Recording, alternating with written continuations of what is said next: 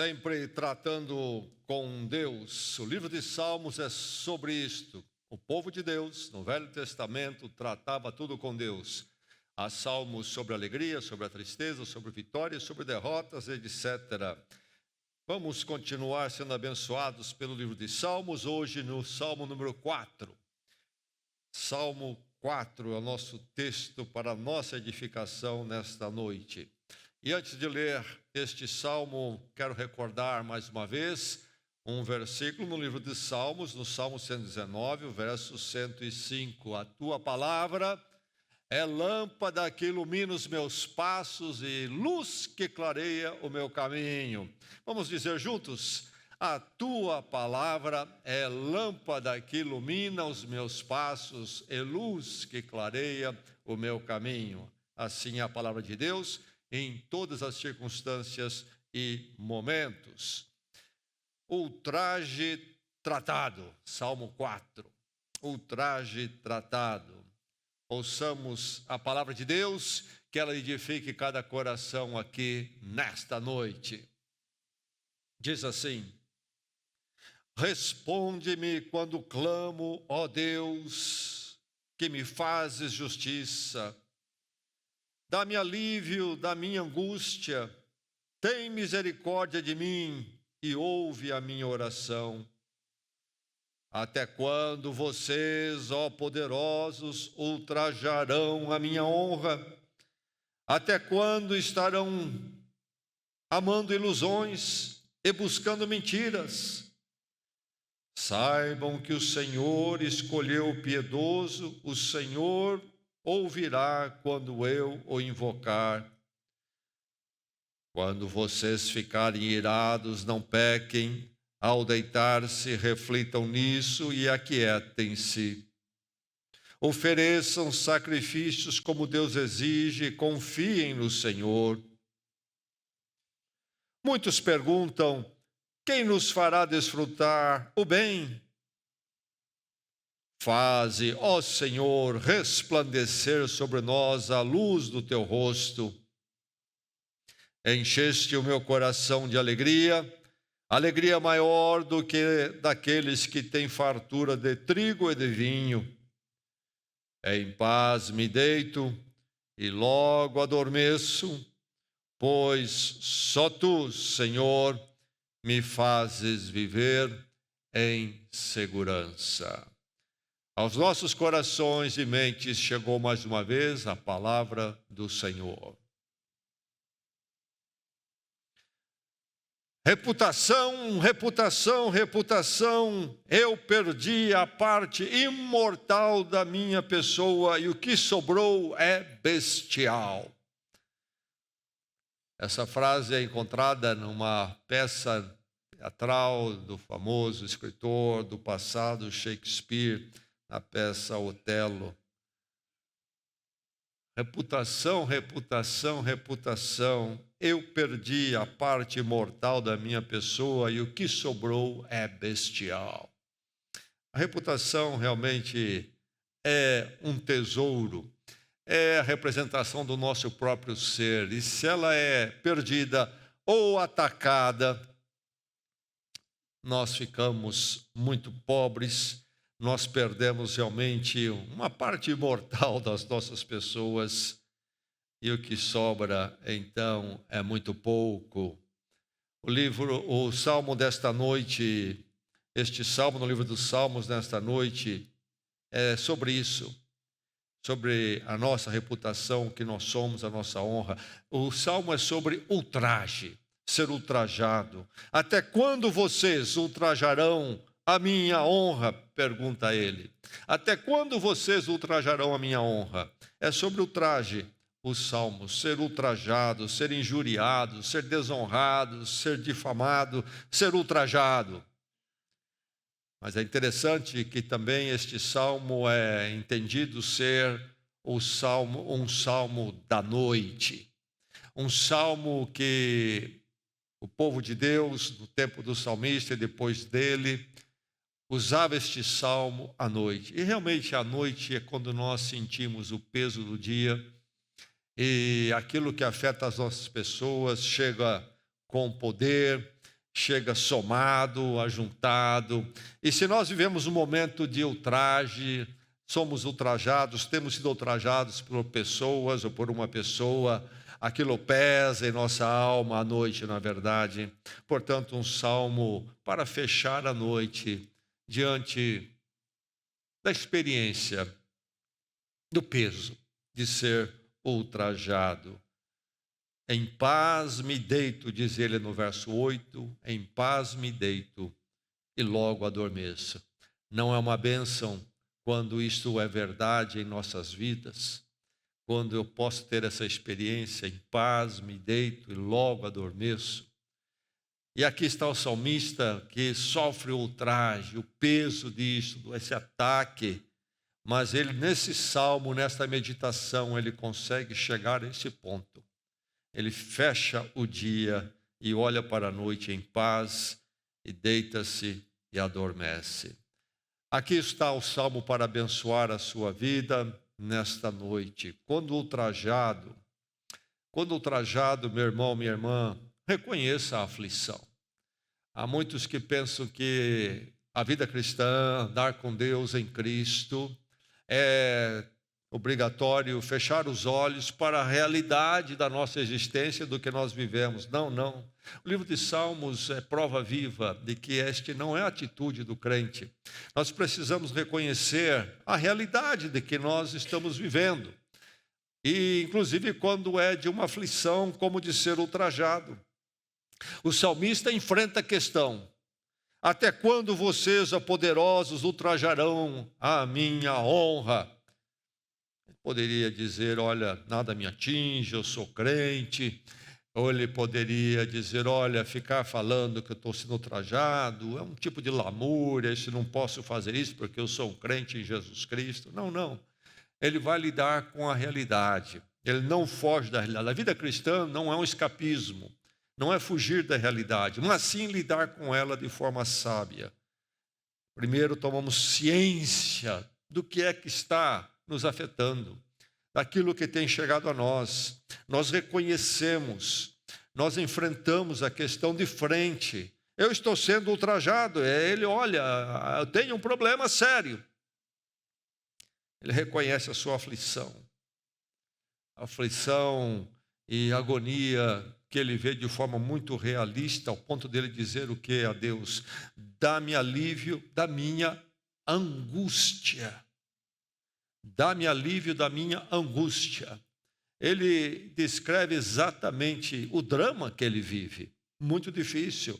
Sou ultrajado e isso me leva à angústia. Ele reconhece a sua aflição. E mais, inclusive, ele nos informa que essa aflição de ser ultrajado tem sido um processo delongado, porque ele vai com a pergunta: até quando? E quando alguém diz assim, é porque já percorreu um bom tempo.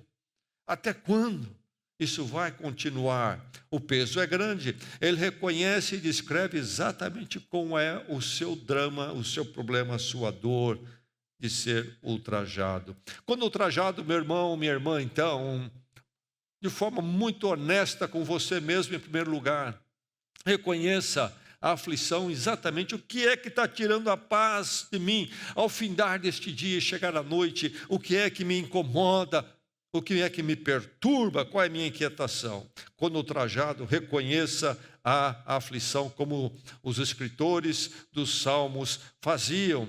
E não esqueça de verificar a si mesmo. O ultraje, a desonra, o ataque vem de outrem, vem do lado de fora. E nós podemos pensar, em primeiro lugar, pensar em quem é que nos ultrajou, quem é que está nos fazendo mal. Mas não, em primeiro lugar, verifique a si mesmo. Você pertence ao mundo dos pecadores, como também aquele que lhe faz mal pertence. É importante humildade para o cristão em começar a verificar a si mesmo em primeiro lugar. O cristão é aquele que entendeu que ele é pecador, que ele também falha. Então, ele começa primeiro com o exame de si mesmo e não o exame dos outros. Verifique a si mesmo. Olha esta autorreflexão praticada ao deitar-se. Reflitam, diz ele no verso 4. Ele ensina isto, não somente é verdade na vida dele, no que ele está vivendo, mas ele também faz de uma forma didática a sua experiência dessa autorreflexão praticada. Ele pratica essa autorreflexão. Ao deitar-se, reflitam. Isto é, examine o seu íntimo, reflitam sobre o que você está vivendo, o que vai no seu coração. E ele vai chegar a uma consciência de que ele é carente. Ele tem esse reconhecimento da sua carência. O que ele diz no verso 1? Tem misericórdia de mim e ouve a minha oração. Quando ele verifica a si mesmo, examina a si mesmo, ele vai se encontrar como alguém carente. Carente da misericórdia de Deus. Não da justiça de Deus, isto é, Deus olhar para ele e dizer: pesei você na balança da justiça e você nada deve. Não, eu preciso de misericórdia, daquele que é justo e perfeito, meu Deus. Aqui é exatamente a experiência cristã. A experiência cristã qual é? Quem é que se torna cristão? Quem é um discípulo de Cristo? É aquele que entendeu sua carência. Carência de misericórdia, de graça. Chegou naquele ponto na sua vida, quando, de forma muito honesta, sentiu o peso da sua culpa, da sua imperfeição, diante de Deus. E, portanto, sentindo este peso, essa agonia, não viu outra alternativa a não ser olhar para o Cristo crucificado. E humildemente reconhecer que Cristo morreu, a sua morte, a sua culpa, a sua falha caiu sobre ele. E então clama pelo perdão nos méritos de Cristo, méritos que ele mesmo não tem. E recebe humildemente o perdão que não merece, que Cristo conquistou por ele. E a quem chega a esta posição, então entrega a sua vida a Deus e encontra a misericórdia tão ansiada. Misericórdia que vem da cruz, do Cristo crucificado em nosso lugar, graça. Deus nos perdoa, nos recebe, encontramos misericórdia. Verificar-se a si mesmo é fundamental na vida. Olhar para dentro, refletir e chegar ao ponto de ver a sua própria carência e necessidade e encontrar isto em Deus mesmo. Encontrar a justiça que não vem de mim, encontrar para mim a justiça que eu não tenho, mas que Cristo conquistou na cruz. Ele é a minha justificação, Ele pagou a minha culpa, Ele me torna justo porque Ele tomou sobre si a minha pena. É preciso verificar-se a si mesmo. Quando somos injuriados, nós não podemos pensar em nós mesmos como perfeitos e que não merecemos nada de difícil, mas temos que entender, em primeiro lugar, a nossa própria realidade. Quando ultrajado, então, reconheça a aflição, olhe de frente, veja exatamente como é e vá a esta reflexão mais profunda para olhar a si mesmo, ter um momento de humildade na presença do Senhor. E aí, então, na misericórdia de Deus, em comunhão com Ele, quando o peso da injúria chega, reoriente-se em Deus. Primeiro, o recurso da oração. Se reorientar em Deus é buscá-lo, olhar para Ele. E isso fazemos através da oração. Responde-me quando clamo, ouve a minha oração. O que é que Ele faz? No fim do dia, à noite, no peso da injúria, depois de reconhecer a sua aflição, verificar a si mesmo e encontrar descanso somente na misericórdia de Deus, da graça de Deus em Cristo e não nas suas próprias virtudes e méritos. Ele se reorienta a Deus através da oração, se volta para o seu Deus em Cristo e clama. Responde-me quando eu clamo, ouve a minha oração. E ele se volta então para uma dependência da justiça de Deus. O Deus que me faz justiça, diz ele no verso 1. o Deus que me faz justiça. Note bem que ele não é um justiceiro em causa própria. Ele não vai fazer a justiça. Ele clama pela justiça de Deus. A justiça pertence ao Senhor. Ele vai descansar. Ele se reorienta. Deus sabe de que eu sou injuriado. Deus sabe quem me injuria. Está nas mãos dele que tem toda a justiça. E ele descansa, inclusive, no desígnio que eu chamaria de desígnio gracioso. Isto é o desígnio da graça. Ele diz no verso 3, o Senhor escolheu o piedoso. Ele vai entender a graça de Deus de forma mais profunda, isto é, ele é um escolhido de Deus. A graça de Deus se voltou para ele em Cristo. Alcançou nos seus caminhos das suas injustiças, do seu fracasso, e ele é um escolhido. Ele se reorienta totalmente em Deus. Ele não se orienta no injuriador, ele não se orienta na sua amargura ou peso, ele se orienta em Deus, ele se volta para Deus como a sua orientação. Ele faz uma reorientação da sua situação conturbada toda, girando, quem sabe, até meio zonzo na sua injúria. Ele encontra um rumo e uma direção em Deus. Ele vai ao recurso da oração se voltando a Deus, ele vai confiar na justiça de Deus, ele vai entender que mesmo na situação que ele vive, acima de tudo, ele é um escolhido do Senhor. E ele vai encontrar em Deus o abrigo. Deus é maior do que o afrontador. Deus é maior do que o injuriador. Em Deus ele encontra reorientação em todo o drama. Aquele drama que parece tão grande, que parece ser a última palavra sobre quem ele é.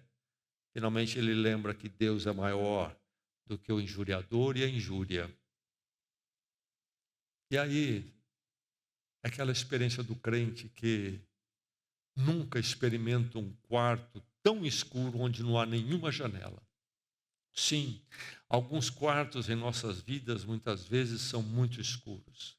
Há esses momentos, mas sempre há uma janela, porque há a presença de Deus quando nós nos reorientamos nele, que está acima de todo problema, circunstância, dificuldade. Quem nos fará desfrutar do bem? Pergunta ele no verso 6. E ele responde com uma petição: faze, ó Senhor, resplandecer sobre nós a luz do teu rosto. Enquanto nós nos orientarmos ou reorientarmos em Deus, sempre haverá uma janela de esperança, uma luz que nos dá o ânimo, o alento e a vida, porque o Senhor faz o seu rosto resplandecer sobre nós, apesar de toda a escuridão do mundo. Quando ultrajado, então, reconheça a aflição, verifique a si mesmo com muita humildade e se reoriente no meio do turbilhão da injúria. Encontre uma direção, um caminho na direção de Deus e de Deus somente. Você já foi injuriado? Certamente que sim.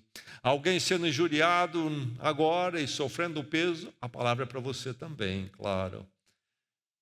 Quando injuriado, então, foque no íntimo, foque na sua alma, no seu espírito, no seu íntimo. Ele faz essa tratativa íntima. Ao ficarem irados, não pequem, ao deitar, reflitam-se nisso e aquietem-se. Ele nos ensina a nos voltarmos para o nosso íntimo e no nosso íntimo buscar então a orientação no Senhor. Nós não vamos encontrar a solução se nós achamos que a solução virá somente quando o mundo à nossa volta, as pessoas forem perfeitas e tudo estiver em ordem. Nunca teremos paz. A paz é aquela que podemos encontrar no nosso íntimo quando nós buscamos a Deus, refletimos, meditamos na presença dEle. O mundo sempre será conturbado. Pessoas injustas e erradas sempre estarão à nossa volta. É preciso focar no íntimo e tratar com Deus ali. E ali é que vamos encontrar a paz, e não no mundo à nossa volta. E então manter a nossa devoção. Manter a nossa devoção, nosso cultuar a Deus, nos voltar a Ele. Diz Ele no verso 5, ofereçam sacrifícios como Deus exige e confiem no Senhor. Nos voltarmos para adorarmos, cultuarmos ao Senhor. O nosso íntimo, ser um íntimo adorador. Quando injuriado, foque no íntimo. O exterior permanece. O mundo à nossa volta permanece como é, desordeiro, com pessoas falhando. Mas o íntimo pode ser mudado. O exterior pode ser um tanto quanto ruim. Mas o nosso interior pode encontrar a presença e a calma em Deus. Por isso ele vai concluir o salmo dizendo o quê? Encheste o meu coração de alegria. Alegria maior do que daqueles que têm a fartura de trigo e vinho, que eram dois bens básicos e admirados naqueles dias. Encheste o meu coração de alegria. Mas ele diz mais no verso 8, em paz me deito e logo adormeço, pois só tu, Senhor, me fazes viver em segurança. Não são as pessoas falhas e às vezes até malignas que vão nos dar segurança. Se estamos esperando aí, não vamos ter. Temos que encontrar no Senhor. E aí então podemos nos deitar em paz e logo adormecer. O exterior permanece como é. Não mudou nada nesse salmo. Ele não diz no meio do salmo, olha, agora acertei tudo com todo mundo ficou bonzinho à minha volta, aqueles que me injuriavam não injuriaram mais, pediram perdão, pronto, agora eu vou dormir. Não. A situação fora não mudou. O que mudou foi sua tratativa com Deus no seu íntimo. Encheste o meu coração de alegria. Em paz me deito e logo adormeço, pois só tu, Senhor, me fazes viver em segurança. Quando nós encontramos, então, no íntimo nosso o acerto com Deus, a dependência de Deus, o confiar no Senhor, o cultuá-lo, as coisas são complicadas, mas nós temos a força e a paz para prevalecer e avançar. As coisas são desequilibradas à nossa volta, mas nós temos o equilíbrio no Senhor e podemos, então, no meio de tanto desequilíbrio, permanecer em pé. É preciso focar no íntimo com Deus, não no íntimo com você mesmo, como diz o humanismo, as ciências humanas. É preciso conhecer a você mesmo, ouça seu coração. Não vá ouvir seu coração, porque o seu coração não é bom. É focar no íntimo com Deus. O Senhor me encheu o coração de alegria. Em paz me deito, logo adormeço, pois tu, Senhor, não meu coração, mas tu, Senhor, me fazes viver em segurança. Quando trajado, reconheça a aflição, verifique-se a si mesmo e oriente-se em Deus e foque no seu íntimo com Deus. Verso 1.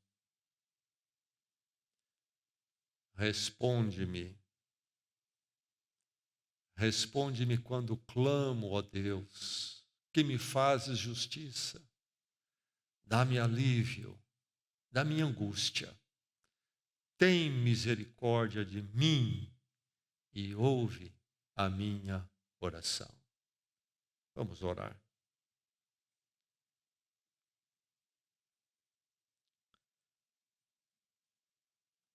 Gratos somos, Senhor, pela Tua palavra que nos chega nesta noite. Nós que vivemos num mundo tão imperfeito, de pessoas tão erradas e imperfeitas. Um mundo e pessoas que nos afetam tantas vezes. Mas, Senhor, gratos somos pela Tua palavra que nos ensina a viver neste mundo. E ainda agora nós ouvimos sobre como viver num mundo que nos machuca tantas vezes, o mundo das injúrias. Obrigado, Senhor, pela tua misericórdia, que chega a nós em Cristo e alcança o nosso coração no mais íntimo do nosso ser e nos dá a segurança e o descanso em Ti. Descanso e segurança em Ti no meio de um mundo inseguro, um mundo de ataques, um mundo de perturbações. Senhor, Tu és a nossa orientação, Tu és o nosso equilíbrio. Ensina-nos, Senhor, a viver e andar nessa segurança, nesse equilíbrio, na Tua pessoa, na Tua misericórdia em Cristo por nós. Firma-nos, Senhor, torna-nos mais sábios, conforme a Tua palavra. Oramos pelo Teu imenso amor em Cristo. Amém e amém.